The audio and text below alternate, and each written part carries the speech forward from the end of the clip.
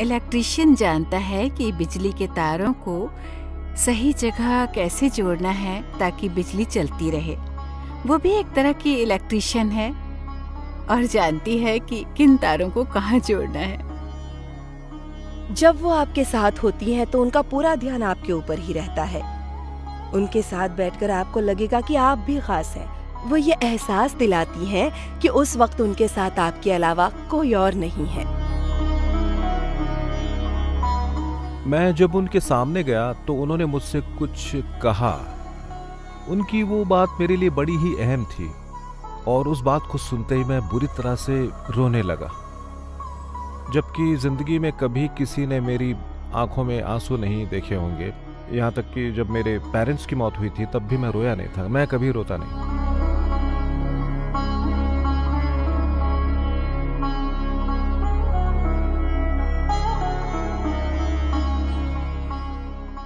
कहाँ जाएंगे? 12 बजे यहाँ टीचर्स आएंगी।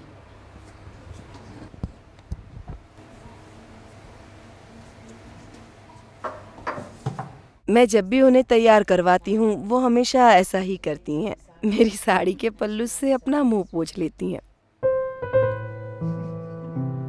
इन कमजोर कोमल हाथों के पीछे छिपी है एक बड़ी लंबी कहानी। वो कहानी जो 100 साल से भी ज्यादा पुरानी एक अद्भुत कहानी है। एक ऐसी कहानी जो मानवता की भावना को बयां करती है। कहीं भी जाना हो ये सबसे पहले बाबा के कमरे में ही जाती हैं। पिछले 20 साल से हंसा चापानेरी ने अपनी आंखों से इस कहानी के पन्नों को पलटते देखा है। दादी चाहे जहाँ भी जाएं, ये दिन रात दादी की सेवा में लगी रहती हैं। एक बाबा से मिल बाबा को मिलके फिर खाएंगे। ऐसे भी खा सकते हैं ना याद में।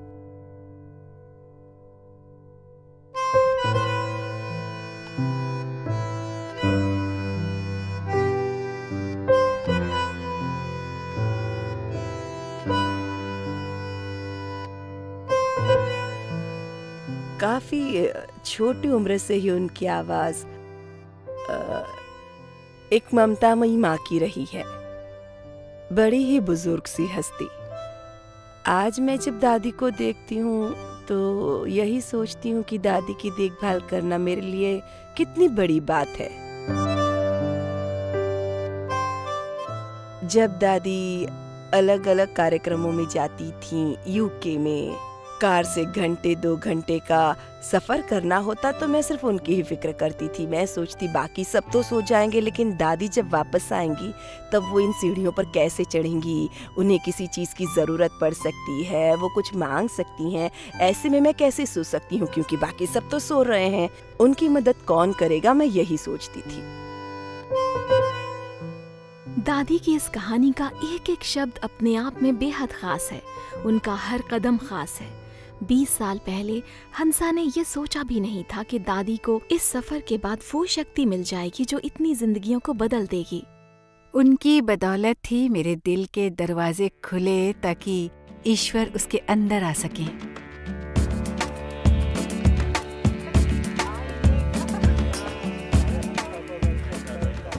ये बात है अप्रैल 1968 के पहले हफ्ते की।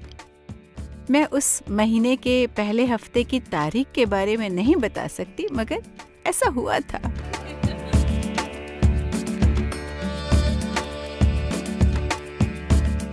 वो यहाँ आई तो उन्होंने मुझसे विवेक के बारे में बात की और ये बड़ी ही अहम बात थी क्योंकि उसके पहले मैं पसंद और सही चुनाव के बारे में सोचती थी और मुझे लगता था कि मेरे अंदर इतनी क्षमता ही नहीं है कि मैं सही चुनाव कर सकूं।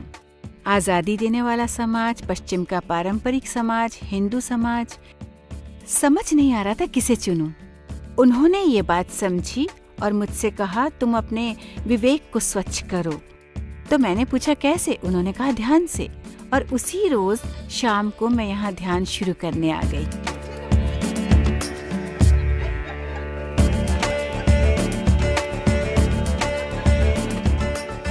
पहले दिन उन्होंने मुझे अपनी आत्मा के बारे में बताया। उनकी बातें सुनकर मैं तो मानो किसी और ही दुनिया में पहुंच गई।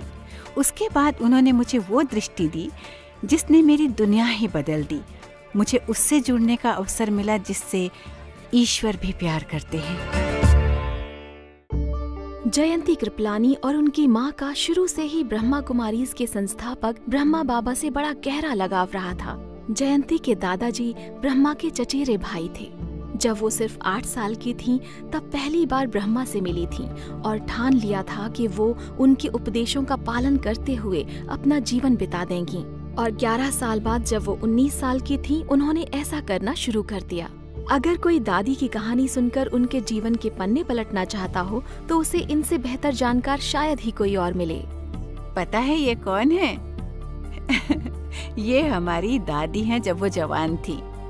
ये अब सिस्टर जयंती के नाम से मशहूर हैं और दादी की जिंदगी के हर पहलू को अच्छी तरह से जानती हैं। ये हर तस्वीर से जुड़ी पूरी कहानी भी जानती हैं। ये देखिए, दादी ने जैकेट पहन रखी है। दादी की कहानी को वो एक आध्यात्मिक जीनियस की कहानी मानती हैं। दादी को आज भी अच्छी तरह से याद है, जब वो 2 साल की थीं, तब उन्होंने पालने में ही अपने चाचा को राम का नाम जपते हुए सुना, ईश्वर का नाम। उनका जन्म भी एक बड़े ही धार्मिक परिवार में हुआ था, बड़ा ही परोपकारी परिवार था। उनके माता पिता ने सोचा उन्हें किसी आम स्कूल में ना भेजें, बल्कि घर में ही शिक्षा दिलाई जाए। इसके लिए घर में एक पंडित आकर उन्हें ग्रंथों का ज्ञान देते थे। ये सिलसिला 9 वर्ष की उम्र तक चला। उसके बाद वो स्कूल गईं, सिर्फ 3 साल के लिए। उन 3 सालों में उन्होंने 6 अलग अलग स्तरों की शिक्षा पूरी की, क्योंकि वो बड़ी ही बुद्धिमान छात्रा थी। मुझे इतना अच्छा लगता है। जब वो 11 साल की थीं, तब उन्होंने अपने पिता से कहा कि अब स्कूल में विज्ञान पढ़ाया जाएगा और उन्हें लगता है कि शायद विज्ञान ईश्वर के बारे में मेरी सोच बदल दे और वो मुझे ईश्वर से दूर कर दे, लेकिन मैं नहीं चाहती कि ऐसा हो, इसलिए आप मुझे आगे की पढ़ाई के लिए तीर्थाटन की अनुमति दें। उनके पिता ने अपना कारोबार बंद कर दिया और उन्हें लेकर भारत के चारों कोनों के तीर्थों में गए। आपको याद आ रहा है कि ये कौन सी घड़ी थी? वहाँ वो जिन संतों से मिलती, उनसे पूछती कि आप मुझे ईश्वर के साथ हुए अपने अनुभव के बारे में बताइए, उसके बाद मुझे ईश्वर के बारे में बताइए, जो लेखों में लिखा है उसके बारे में क्या अनुभव है। और फिर उनकी आंखों में हैरानी देखकर वो समझ जाती थी कि वो भी ये बात जानना चाहते हैं, लेकिन जान नहीं पाए हैं। मैं तो मानती हूँ कि उनके जीवन में हमेशा ऐसा ही हुआ। उनके जीवन का बस एक ही उद्देश्य था, ईश्वर की जानकारी पाना। उसके अलावा वो किसी और बात के बारे में सोचती भी नहीं थी। दादी जहाँ रहती थी, वहाँ से कुछ ही दूरी पर एक और कहानी लिखी जा रही थी। वो कहानी थी दादा लेखराज की। उनका जन्म भी एक बड़े धार्मिक परिवार में हुआ था और उनके पिता सिंध प्रांत के हैदराबाद में एक स्कूल टीचर थे। दादा लेखराज 1930 के दशक की शुरुआत से ही एक आध्यात्मिक खोज पर निकल पड़े थे। जब वो रिटायर होने की उम्र में पहुंचे, तब उन्हें कुछ बड़े ही अनूठे दिव्य दर्शन हुए। उनसे वो पूरी तरह से बदल गए। उसके बाद वो ईश्वर और उस दिव्य सत्य को जानने की कोशिश करने लगे। उन्होंने एक आध्यात्मिक संगठन बनाया जिसका नाम था ओम मंडली। बाद में वही बना ब्रह्मा कुमारीज। उनकी मृत्यु से कुछ महीने पहले ही सिस्टर जयंती ने सोच लिया था कि उन्हें किस मार्ग पर जाना है। वो जल्दी ही भारत के बाहर ब्रह्मा कुमारीज की एक मुख्य आवाज बन गईं। वो एक ऐसी वक्ता थीं जो समाज के हर स्तर पर अपना गहरा प्रभाव छोड़ती थीं। आपका सफर कैसा रहा? मैं मोटरसाइकिल पर आया हूँ। मैंने बड़ा लंबा सफर तय किया है। अब ये लंदन में रहती हैं और जानती हैं कि दादी जानकी के उपदेश उनके ऊपर कितना प्रभाव डालते हैं जिनसे वो मिलती हैं।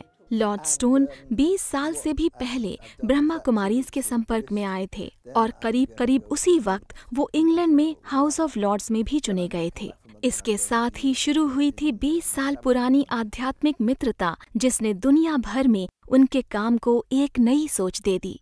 मैं बहुत अच्छी तरह से बोल नहीं सकता, नहीं अपनी बात को बहुत अच्छी तरह से समझा सकता हूँ, लेकिन मैं लोगों के वाइब्रेशंस को महसूस कर लेता हूँ। और यहाँ आकर मैंने देखा है कि मुझे जो वाइब्रेशंस मिलती हैं वो प्रेम और दया से भरी होती है, जिनकी वजह से मैं इनके ऊपर भरोसा करता हूँ और जानता हूँ कि ये भी इस बात पर भरोसा करते हैं।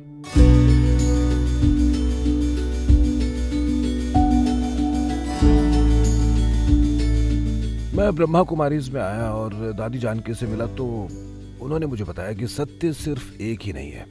उन्हें जो अच्छा लगता है वो उनकी संस्कृति का सत्य है और जो आपकी संस्कृति को पसंद है वो उसका सत्य है। आपको बस अपने दिल को खोलना होगा और समझना होगा कि लोगों के सत्य अलग अलग हैं, मगर सबसे बड़ी बात है इन सत्यों के बीच एक सही तालमेल बनाना। इस तरह आप दूसरों की बातों को ज्यादा ध्यान से सुनेंगे, आप समझेंगे कि वो किसी चीज में आस्था क्यों रखते हैं। अगर आप उनकी आस्था को मान लेते हैं और देखते हैं कि वो तो किसी और को मानते हैं, तो सोचते हैं कि उनके बीच तालमेल कैसे बनाया जा सकता है। इससे मुझे काफ़ी फ़ायदा हुआ है। मैं फ़िलिस्तीनियों, इजरायलियों, मिस्र और जॉर्डन के लोगों के साथ काम करता हूँ और अब बड़ी बात यह हुई है कि उन्हें भी ये लगने लगा है कि मैं उन्हें ज़्यादा अच्छी तरह से समझने लगा हूँ। मैं उन्हें समझता हूँ, उनकी आस्था को, उनकी सोच को मानता हूँ। उसे मैं अपनी सोच नहीं मानता और फिर उन्हें अपनी सोच बताकर पूछता हूँ, बताओ इनके बीच तालमेल कैसे बनाएं।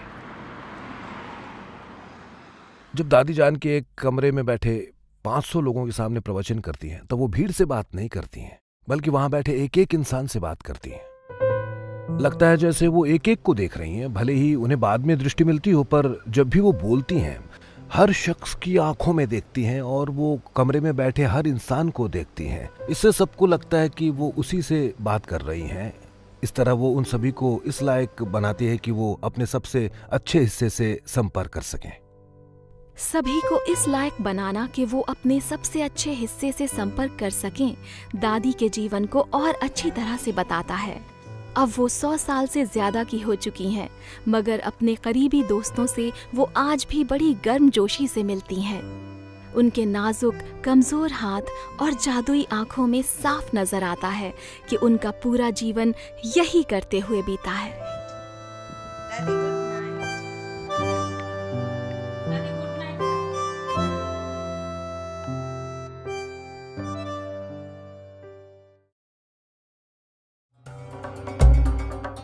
2010 में दादी ने उस जगह जाने का फैसला किया जहां से उनका ये सफर शुरू हुआ था। 60 साल बाद वो पहली बार पाकिस्तान लौट रही थीं, जहां आज विभाजन के पहले का भारत का सिंध प्रांत है। यहीं 1916 में उनका जन्म हुआ था। 1937 में ब्रह्मा बाबा ने एक ट्रस्ट बनाया और उसे अपनी सारी संपत्ति दान कर दी। उस ट्रस्ट में युवा लड़कियां थीं और उनका काम था उस आंदोलन की देखभाल करना। दादी जानकी आज यहाँ आकर अपने अतीत की यादों में खो गई हैं। यहीं वो पहली बार ब्रह्मा बाबा से 1937 में मिली थीं। एक रोज सुबह सुबह वो अपने पिताजी के साथ पार्क में गई थीं, तो उन्होंने देखा कि वो उनकी तरफ आ रहे हैं। बाद में उन्होंने अपने पिताजी से पूछा, आपने देखा था? ये तो जाहिर था कि उन्होंने कुछ ऐसा नहीं देखा था जो अलग हो, बस वो मिले और दुआ सलाम हुई। मगर उन्होंने एक रोशनी देखी थी। उन्होंने उस इंसान को नहीं बल्कि एक बहुत ही तेज प्रकाश पुंज को देखा था। तब उन्हें लगा कि अभी कुछ अनोखा हुआ है और जब उन्होंने आगे जांच पड़ताल की तो पता लगा कि ये कोई आम इंसान नहीं बल्कि एक महान हस्ती है। उस वक्त दादी सिर्फ 21 साल की थीं और उस ग्रुप से पूरी तरह से जुड़ने के पहले उन्हें उस दर्द भरे शादीशुदा जीवन से बाहर निकलना था जो उनके ऊपर थोपा गया था। जब दादी बाकी औरतों के पास आ गईं, तो उन्हें एक बड़ी ही खास जिम्मेदारी निभाने को कहा गया। यहाँ मम्मा ने मुझे शिक्षा दी थी, क्योंकि मैं नर्स थी न यहाँ, तो नर्स थी तो बहुत सेवा नर्स की करती थी। उस वक्त उन्हें एक नर्स की जिम्मेदारी दी गई, जिसका काम था लोगों की सेवा करना। उन्होंने उसे बड़ी अच्छी तरह से किया और अगर कोई बीमार होता तो वो पूरी देखभाल करती, जबकि खुद उनका स्वास्थ्य हमेशा अच्छा नहीं रहता था। उन्हें निमोनिया और टीबी जैसी बीमारियां हो चुकी थीं, मगर उनके मन में लोगों की सेवा की भावना बहुत थी। इसलिए वो सेवा करती रहीं और उन्होंने 14 साल में सिर्फ 2 बार डॉक्टर को बुलाया था, जबकि वहाँ करीब 300 लोग रहते थे। लोगों को लगता है कि उन्हें अकेलापन पसंद था और लोग उन्हें बड़ा गंभीर समझते थे, मगर वो जो कर रही थीं उसके लिए लोग उनकी प्रशंसा करते थे, क्योंकि इनमें से ज्यादातर लोग वही थे जिनकी उन्होंने कभी न कभी देखभाल की थी। मगर आम सोच यही थी कि उन्हें अकेले रहना ज्यादा पसंद है और वो बड़ी गंभीर महिला हैं। मगर इन वर्षों में दादी जानकी को उस बुनियाद को और मजबूत करने का मौका मिला जिसके सहारे उन्होंने दूसरों को बहुत अच्छी तरह से प्रभावित करने के गुर सीखे। उन्हें पढ़ाई से बहुत लगाव था और वो ईश्वर से बेइंतहा प्यार करती थीं। इस संस्थान में यहाँ जो भी औरत और मर्द थे वो सभी पहले 14 साल में दुनिया से बिल्कुल कट से जाते थे। उनका ध्यान सिर्फ ईश्वर से अपने रिश्ते और आध्यात्मिक ज्ञान पाने पर ही होता था। तब लोग उन्हें पहचान नहीं पाए थे क्योंकि उस वक्त वो शारीरिक मेहनत ज्यादा करती थीं। लोगों को ये अंदाजा नहीं था कि उनके अंदर भी बहुत सारी चीजें चल रही हैं, यानी दिमाग की प्रयोगशाला में बहुत कुछ चल रहा है, और वो जिस तरह से प्रतिक्रिया करके उन सत्यों को अपने जीवन में उतारती थीं, वो कोई नहीं देख पाता था। वो इतनी कुशाग्र थीं कि उनके मन में क्या चल रहा है या वो किन मुश्किलों से जूझ रही हैं इसका पता ही नहीं लगता था। उनकी इस खूबी को दूसरे लोग नहीं समझ पाए, मगर ब्रह्मा बाबा ने पहचान लिया था कि वो कितना कीमती हीरा है। हाँ, उनका ज्यादा ध्यान ब्रह्मा बाबा पर नहीं बल्कि उनके संदेशों पर रहता था, जबकि आम लोग संदेश को कम, संदेश लाने वाले को ज्यादा याद रखते हैं। और ब्रह्मा बाबा का संदेश था उस दिव्य शक्ति से जुड़ो, उस दिव्य शक्ति से जुड़ो। और ब्रह्मा बाबा से प्यार करने वाले दादी जानकी जैसे लोग, उन्होंने उस संदेश को समझ लिया और उस दिव्य शक्ति से जुड़ गए, और उन्हें वो शक्तियां भी मिली जिनसे ब्रह्मा बाबा के जाने के बाद भी वो उनके मिशन को आगे बढ़ा सके। जब भी मैं कुछ मुख से बोलती हूँ, पहले साइलेंस जाती हूँ, साखियों को देखती हूँ। संसार में मनुष्यों की एनर्जी कितनी उतरती कला में, ये रियलाइज होना चाहिए। चढ़ती कला में कैसे जावे। चढ़ती कला में 2 बातों की शक्ति लेके जाती है, एक आत्म शक्ति, दूसरा परमात्मा के कनेक्शन की शक्ति, एनर्जी बनती है।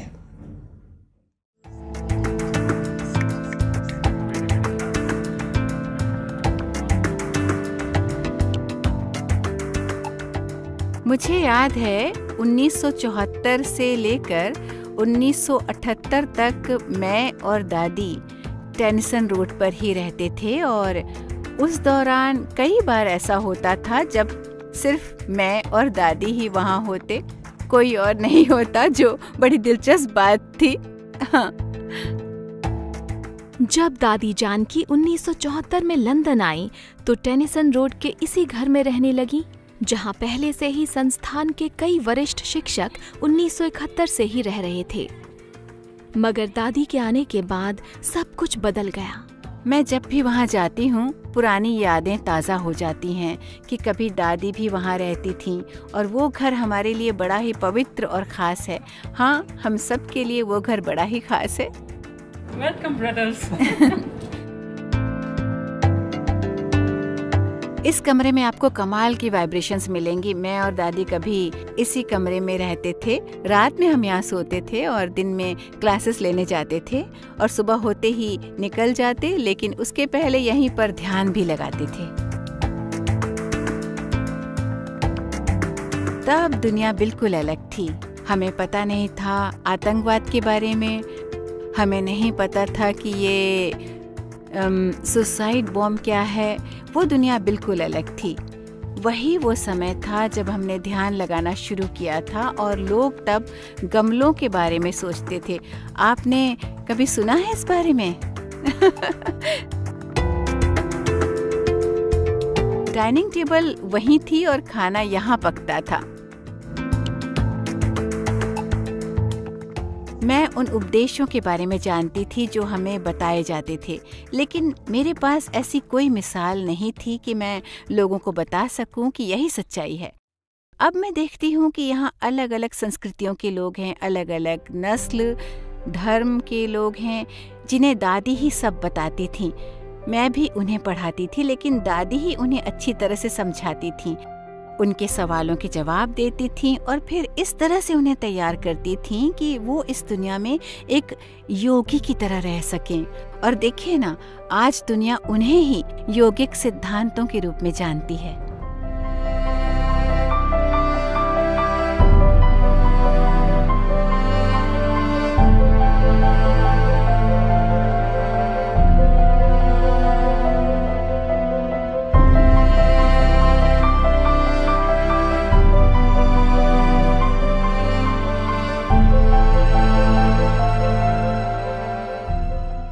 हमारी सभी दादियाँ बड़ी ही कमाल की योगी हैं, लेकिन दादी जानकी ही वो शख्सियत थीं जो यहाँ इसकी स्थापना कर सकती थीं।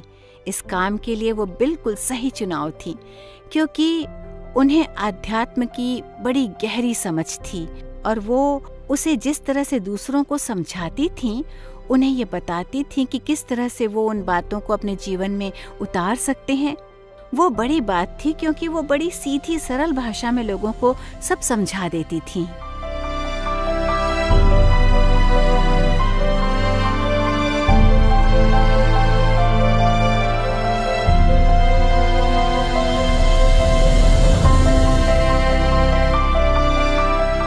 सच्ची दिल है, मजबूत दिल है।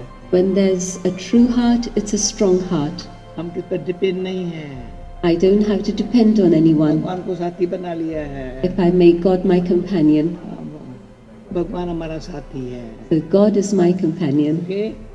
Thank you. ओम शांति।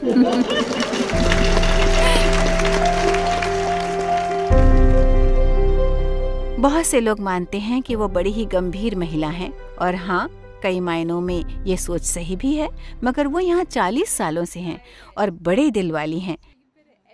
कई बार वो काफ़ी हंसी मजाक भी करती हैं, और उनकी एक भी क्लास ऐसी नहीं होती जिसमें लोग कई बार ना हंसे हों। जहान के नूर हो, तुम्हारे नूर से जहान को बाप दिखाई पड़ेगा। सुना? तुम्हारे नूर से जहान को, जिसके साथ प्यार होता है उसके नूर से पता चलता है। और इस तरह से उनकी क्लास की क्वालिटी बदल गई, लोगों से बातचीत करने का तरीका बदल गया। अब वो तरीका ज़्यादा प्यार भरा और ज़्यादा समझाने वाला था। अब सिर्फ शांति से यौगिक प्रवचन नहीं होते थे, उन्होंने बड़े बड़े चौंकाने वाले काम भी किए, जैसे कोई सोच भी नहीं सकता था कि दादी नाचेंगी।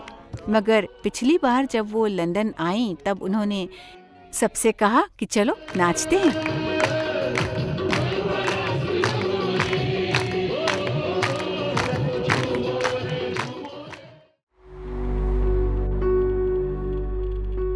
टेनिसन रोड के एक छोटे से घर से दादी जानकी ने ब्रह्मा कुमारीज को एक बहुत बड़ा अंतर्राष्ट्रीय संस्थान बना दिया और लंदन का मुख्य केंद्र भारत के बाहर विदेशों में मौजूद इसकी शाखाओं का मुख्यालय बन गया। और इस तरह से विदेशों में भी इसका प्रसार हुआ। हर जगह पर लोगों का दादी जानकी के साथ एक बड़ा ही अनोखा रिश्ता बन गया। तो उनकी आस्था और उनकी लगन से ही ये इमारत बन पाई। मैं तो यही मानती हूँ। उन्होंने आर्किटेक्ट्स को जोड़ा, कॉन्ट्रैक्टर्स को जोड़ा, पैसे लगाने वाले लोगों को जोड़ा, इंजीनियर्स को जोड़ा। ये सब लोग थे, मगर इस बात में कोई शक नहीं कि दादी के विश्वास और उनकी लगन की बदौलत ये इमारत बनी। ऑक्सफोर्ड में भी बिल्कुल यही हुआ।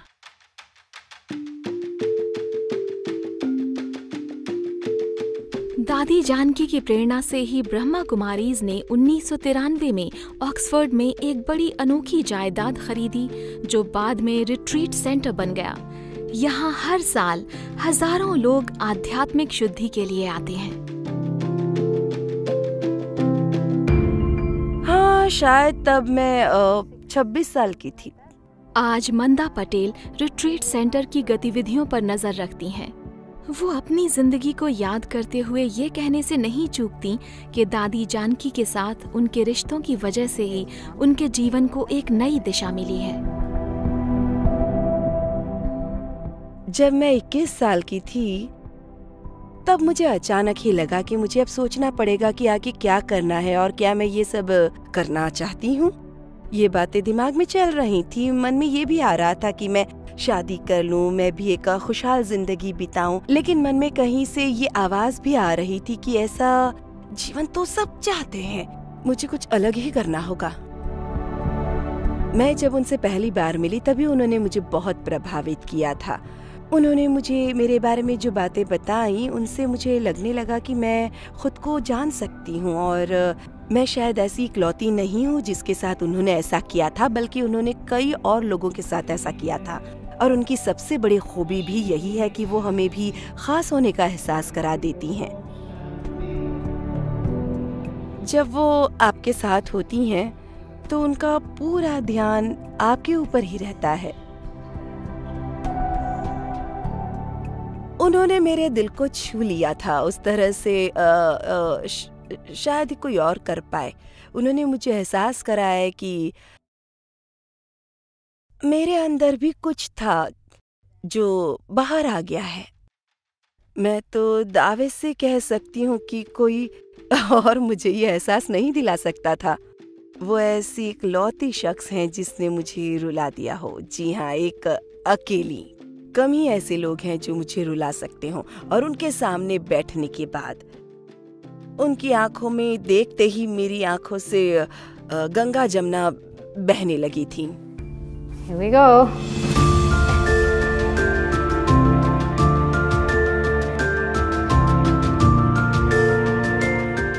उन्होंने मेरे ऊपर बहुत मेहनत की है, कभी प्यार से समझाया है तो कभी कभी उन्होंने थोड़ी बहुत सख्ती भी दिखाई है। जब भी मैंने थोड़ी शरारत की तब वो बड़ी सख्त हैं और हमसे काफ़ी उम्मीदें रखती हैं और मगर मुझे लगता है कि उन्हें मेरी काबिलियत का अंदाज़ा हो गया था और मुझसे उनकी उम्मीदें भी काफ़ी बढ़ गई थीं। तब मुझे लगा कि अब मुझे वही करना होगा जो वो चाहती हैं। मैं जानती थी कि जो ऐसा नहीं करेगा वो जिंदगी में कुछ नहीं कर पाएगा। वो लोगों के बारे में हमेशा बहुत ऊंचा सोचती हैं और जब भी उन्हें किसी में कोई संभावना नजर आती हैं तो उसे हाथ से निकलने नहीं देती।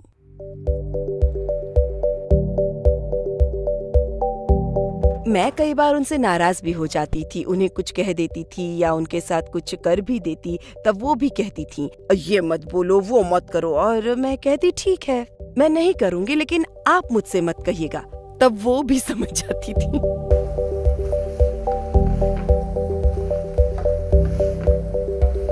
मैं एक बात तो जरूर कहूंगी, उन्होंने मेरे लिए कई भूमिकाएं निभाई हैं, कभी टीचर तो कभी सहेली।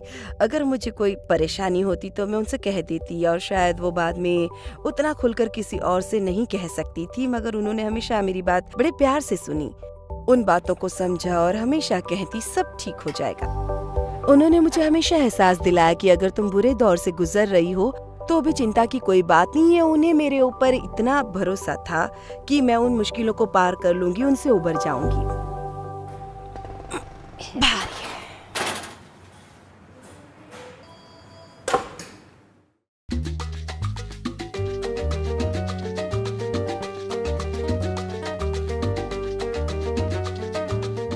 मैं कपड़ों के बिजनेस से जुड़ा हूं और मैं जिस कंपनी में हूं वो अमेरिका की एक सबसे बड़ी मेंस स्पोर्ट्स वेयर कंपनी है। मैं जो काम करता हूं उसे सोर्सिंग कहते हैं और इसका मतलब यह है कि जब एक डिज़ाइनर अपना कलेक्शन तैयार कर लेता है तब हमारा काम होता है उसे हकीकत बनाना। हमारा काम होता है उसके लिए सही कपड़ा ढूंढना, कपड़े की सही मिल ढूंढना। हमें कपड़े की क्वालिटी का ध्यान रखना पड़ता है और सबसे ज़रूरी बात यह है कि तैयार कपड़े सही वक्त पर अमेरिका पहुंच जाएं। नहीं, ये काम इतना आसान नहीं है। मैं आपको बता दूं कि मैं हमेशा तनाव में रहता हूं और मुझे हाई ब्लड प्रेशर भी है। ओह, क्या बात है, आज हम सबसे बड़ी मीटिंग कर रहे हैं। ब्रैड आकिन दूसरों से बात करने में बड़े माहिर हैं, लेकिन जब ब्रह्मा कुमारी से जुड़ने के बाद वो पहली बार 1986 में दादी जानकी से मिले तो कुछ भी जादुई नहीं हुआ। कई साल तक उनसे कई बार मिलने और बात करने के बाद उनका दादी के साथ एक बड़ा ही मजबूत रिश्ता बन गया। दादी जानकी मेरे ऑफिस में 1997 में आई थी। दिलचस्प बात यह है कि जिस दिन वो यहाँ आई थी उसी दिन इसी इमारत में हमारे एक नए शोरूम का उद्घाटन था और मैं बड़ा ही खुश था। तैयारियां हो चुकी थीं और उद्घाटन से ठीक आधे घंटे पहले ही उस इमारत की बिजली चली गई। फोन बंद हो गए थे और बिजली भी बिना किसी वजह से गई थी। मैं बहुत तनाव में था, सोच रहा था दादी यहाँ आ रही हैं, ये मेरे लिए बहुत बड़ी बात है और यहाँ बत्ती गुल है। मैं देख रहा था कि शोरूम के ऑफिस में सिर्फ और सिर्फ एक इमरजेंसी लाइट जल रही है। मैं सोच रहा था कि अब क्या होगा, और जो हुआ वो भी बड़ी हैरानी की बात है, क्योंकि वहाँ बिजली नहीं थी, फ़ोन बंद थे, ऑफिस में बैठे लोग हाथ पर हाथ धरे बैठे थे, सब उसी शोरूम में बैठे थे और शोरूम में करीब 100 लोग थे, जबकि मैं सोच रहा था कि ज़्यादा से ज़्यादा 15-20 लोग आएंगे, क्योंकि ये बात 1997 की है और कुछ लोग भले ही उत्सुक होंगे, पर ज़्यादातर लोग यही मानते थे कि ध्यान व्यान क्या करना है। तब ये बातें बहुत से लोगों के लिए मायने नहीं रखती थी, मगर वो एक इम्पोर्ट कंपनी से जुड़ी थी।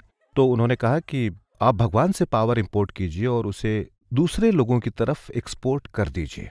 उसी कमरे में एक सेल्समैन भी था जो बड़ा ही मजाकिया था। उसने मुझसे कहा कि ध्यान लगाने के बाद मैंने ईसा मसीह को शोरूम में देखा था। उसके बाद तो कोई कुछ बोल ही नहीं पाया। कई साल बाद तक लोग उस बात को भूले नहीं थे। मैं उनके क्यूबिकल में जाकर देखता था। ये प्रोग्राम 10-15 साल तक चलता रहा और मैंने देखा कि सभी ने उस प्रोग्राम का नोट कार्ड रखा हुआ है और अपने क्यूबिकल में दादी की फोटो लगा रखी है।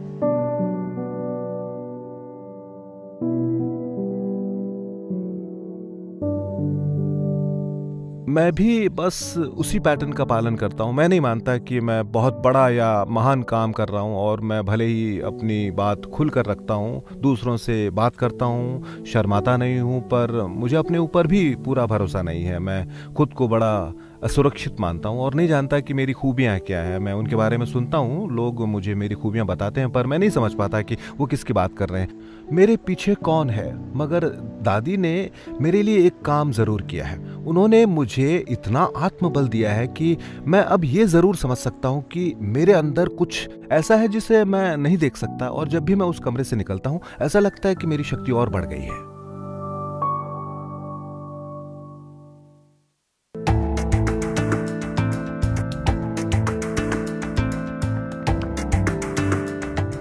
दुनिया अपनी तेज रफ्तार से बढ़ी जा रही थी और उसमें लगातार नए नए बदलाव आ रहे थे, मगर दादी जानकी ने अपने विश्वास को नहीं छोड़ा और वो दुनिया के लोगों के साथ भगवान का संदेश बांटती रहीं। उससे लोग अपनी जड़ों को समझ सके और अपने आध्यात्मिक रूप तक पहुंच सके। ठीक है, मैं आपको अपनी कहानी बताता हूँ। मैं अपने बारे में कुछ नहीं जानता था। मैं दूसरों से बहुत प्यार करता था, पर मैं जब खुद को देखता तो ऐसा लगता कि अपने लिए ऐसा कर पाना बहुत मुश्किल है। उसकी बड़ी वजह यह थी कि मेरा बचपन बहुत अच्छा नहीं था। दादी ने उसे पलटने की कोशिश की और वो ऐसा कर सकती थी क्योंकि उनके अंदर इतनी शक्ति थी। और मैं आपको ये जो बात बता रहा हूँ, ये बात है 1993 की। मैं यहाँ 10 साल से लगातार आ रहा था। यहाँ दादी हर टूर के बाद वापस आने पर सबको एक मिठाई देती थी जो मुझे बहुत पसंद थी, क्योंकि उसमें प्यार भरा हुआ होता था। उसे प्यार से बनाया जाता था और बड़े प्यार से दिया जाता था। किसी को मिठाई देते वक्त उसे वो दृष्टि भी देती थी, जिसका मतलब था अपनी आंखों में प्यार समेटना। वो हर बार लोगों से बात करने के बाद करीब 50 से 100 लोगों को दृष्टि देती थी। मैं भी यहाँ कई सालों से आ रहा था। उस रोज भी मैं उनके सामने घुटनों पर बैठ गया, उनकी आंखों में देखा। उन्होंने कहा मुझसे बाद में मिलना। मैंने सोचा इसका क्या मतलब है। वहां सब कुछ खत्म होने के बाद मैं कमरे में गया, जूते उतार कर अंदर जाकर बैठ गया। वो आई और कहा, एंड्रू, मैं लाखों लोगों को दृष्टि देती हूँ, मैं तुम्हें भी दृष्टि दूंगी। सब जानते हैं कि मैं एक दिव्य महिला हूँ और मैं भगवान से प्रार्थना करूंगी कि वो तुम्हें भी अपना प्यार दे। सभी जानते हैं कि ये क्या होता है।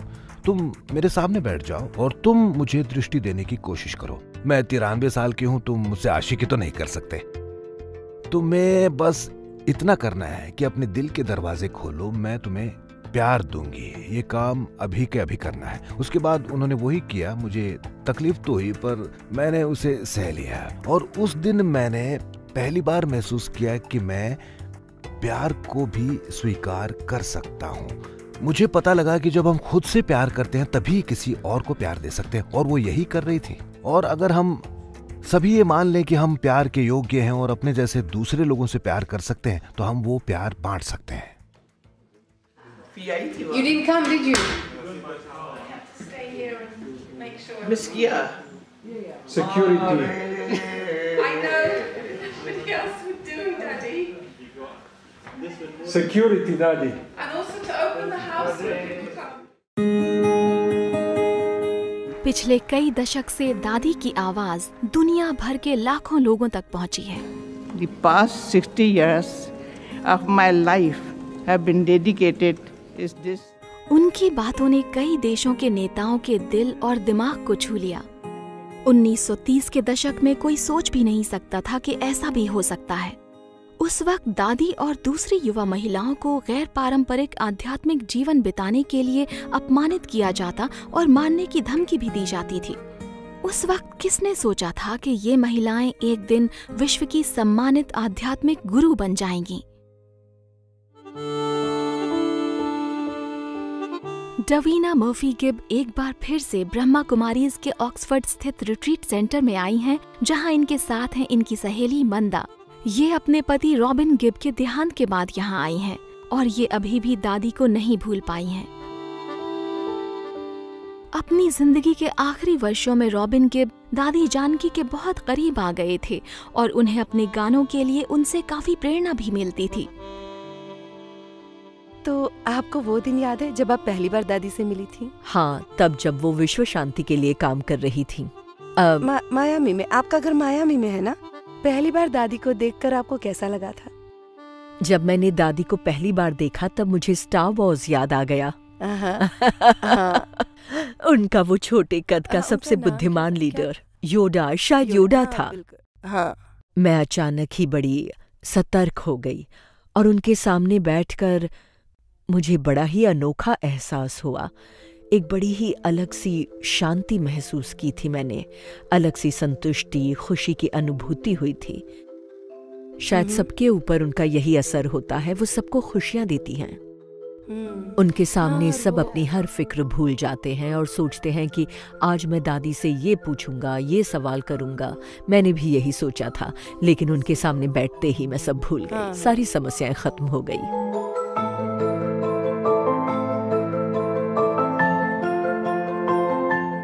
मैंने रॉबिन को कई बार दादी से मिलते देखा था और मुझे हमेशा यही लगा कि वो दादी से मिलना चाहते हैं, उनके करीब रहना चाहते हैं। रॉबिन बड़े ही प्यारे इंसान थे। उन्हें दादी से प्यार हो गया था और वो जब भी घर आते उनकी ही बात करते थे। वो दादी की सोच के कायल हो गए थे। दादी जब भी कुछ कहती तो उनकी सोच का अंदाजा मिल जाता और वो एहसास बड़ा ही अनूठा होता था। मैं उसे बयां भी नहीं कर सकती, मगर उन्हें लगता कि उन्हें कहीं और से शक्ति मिल रही है। दादी उन्हें कुछ ऐसा देती हैं जिसकी कल्पना भी नहीं की जा सकती और जिसका असर रॉबिन की जिंदगी और गानों पर हुआ। मैं कुछ फोटो भी लेकर आई हूँ। क्या बात है। ओह, दिखाइए दिखाइए। वाह, क्या बात है। बहुत बहुत शुक्रिया।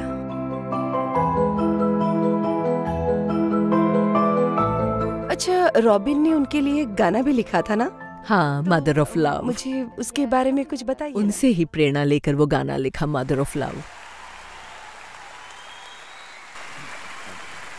आज बड़ा ही खास दिन है, बड़ी ही खास महिला का दिन है।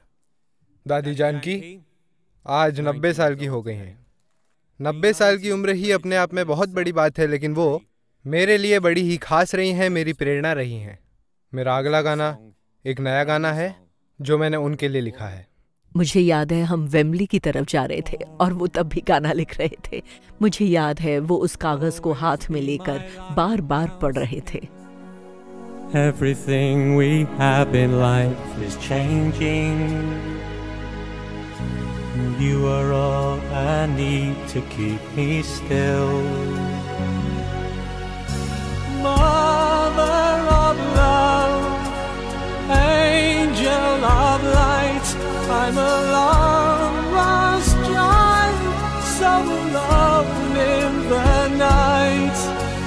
Mother of love. मैंने जब भगवान के प्रति उनका प्यार देखा तो मैंने सोचा काश मेरे अंदर उसका एक छोटा सा भाग भी होता तो बहुत बड़ी बात होती। वो प्यार आखिर आया कहाँ से था? जब वो ब्रह्मा कुमारीज में आई भी नहीं थी तब भी वो भगवान से प्यार करती थी। मैं कभी नहीं कर पाया। मैं सम्मान करता था, जानता था कि भगवान है, मगर कभी उनके लिए मेरे मन में प्यार या भक्ति नहीं पैदा हुई। Keep me warm. Always be my lighthouse in the storm. कई बार मुझे लगता है कि मैं भी आजमा कर देखूं, सिर्फ एक सेकंड के लिए एहसास करूं कि वो रोशनी क्या है। Mother of love, angel of light, I'm a long lost child, so alone in the night. Mother of love, angel of light, you have saved this soul, you have woken me, Mother of love.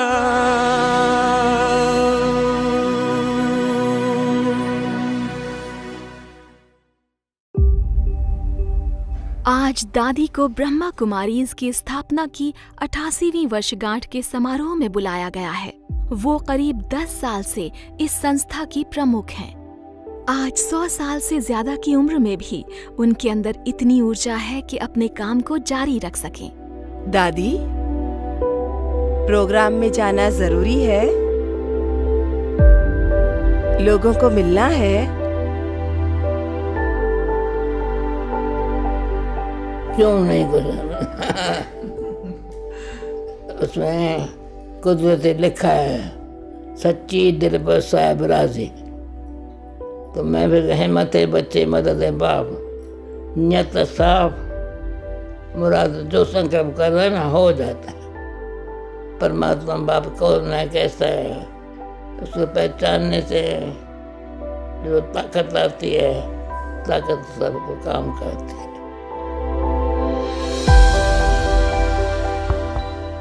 जब किसी को ये पता हो कि दादी का स्वास्थ्य हमेशा से ही बड़ा नाजुक रहा है और उन्होंने उसके बावजूद इतना सब कुछ किया है, तो यही सोचता है कि उन्हें भविष्य में कैसे याद किया जाएगा। क्या उनका ये जीवन लोगों के लिए एक मिसाल बन जाएगा और लोगों को प्रेरणा देगा कि वो अपने आध्यात्मिक जीवन को सुधार सकें? और जिन लोगों को उनसे इतना फायदा हुआ है, वो उनकी यादों को अपनी निजी जिंदगी में कैसे संजोएंगे?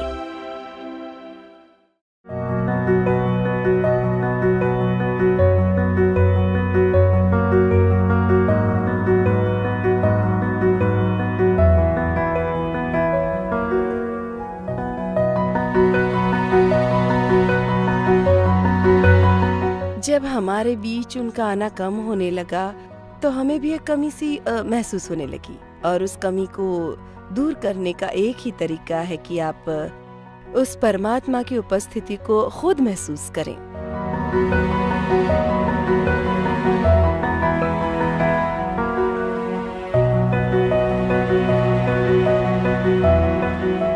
अब काफी लोग ध्यान की बात करने लगे हैं। न्यूयॉर्क में हमारा जो ऑफिस है वहाँ एक ध्यान कक्ष भी है जिसमें ध्यान की क्लास होती है।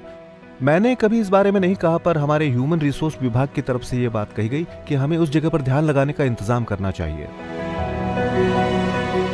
मुझे लगता है कि दादी का नहीं रहना हमारे लिए बहुत बड़ी क्षति होगी, मगर उन्हें सम्मान देने का सबसे अच्छा तरीका यही है कि मैं उन रास्तों पर चलूं जो उन्होंने दिखाए हैं। मुझे उम्मीद है कि मैं एक न एक दिन उन सभी चीज़ों का पालन करने लगूंगा जो उन्होंने मेरे बारे में कही हैं, और मैं मानता हूं कि ऐसा करके ही मैं उन्हें सच्ची श्रद्धांजलि दे पाऊंगा। मैंने उनके साथ जो समय बिताया है उसका सही अंजाम यही होगा कि मैं वो सब कुछ खुद करूं।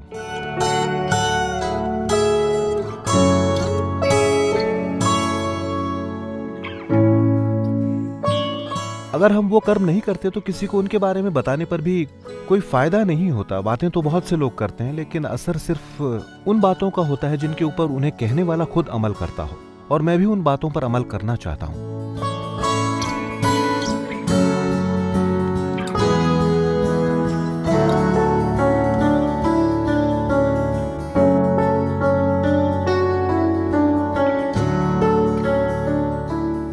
ये फिल्म हमारी प्यारी दादी को समर्पित है और शायद आप यही चाहते होंगे कि मैं वो कहूँ जो मैंने महसूस किया है, और वो है दादी का प्यार जो मेरे अंदर समाया है। मगर मेरे ऊपर जिस बात का सबसे ज्यादा असर हुआ है वो ये है कि जब भी मैं कुछ गलत करता हूँ मुझे दादी की उंगलियां नजर आती हैं जो ऐसा करती हैं, और लगता है दादी कह रही हूँ एंड्रू ऐसा मत करो, और ऐसा अक्सर होता है।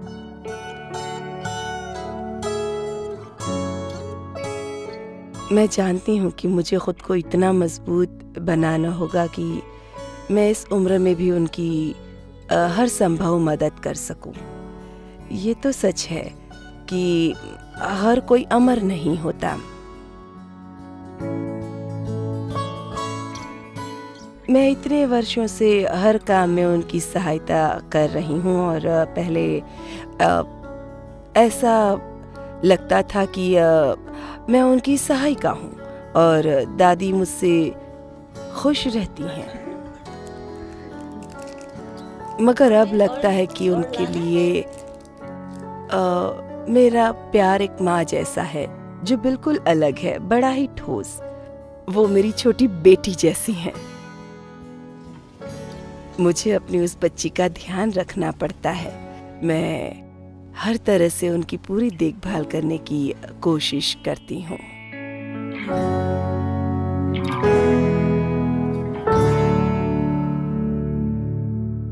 हाँ दादी, क्या चाहिए? आप चाहिए दादी, आप चाहिए। बहुत कम ही लोग ऐसे होते हैं जो दिल और दिमाग दोनों को छू लें। दादी ऐसा कर सकती हैं। वो ईश्वर के प्यार को पहुंचाने का एक साधन है। ईश्वर का वो प्यार जो हमारे दिल को पिघला देता है। ओके दादी, ओम शांति। दादी, मैं जानती हूँ कि नियति, ईश्वर, हमारे प्रयास और बाकी की चीजें हैं, पर इस बात में कोई शक नहीं कि अगर दादी नहीं होती तो मैं यहाँ तक नहीं पहुँच पाती।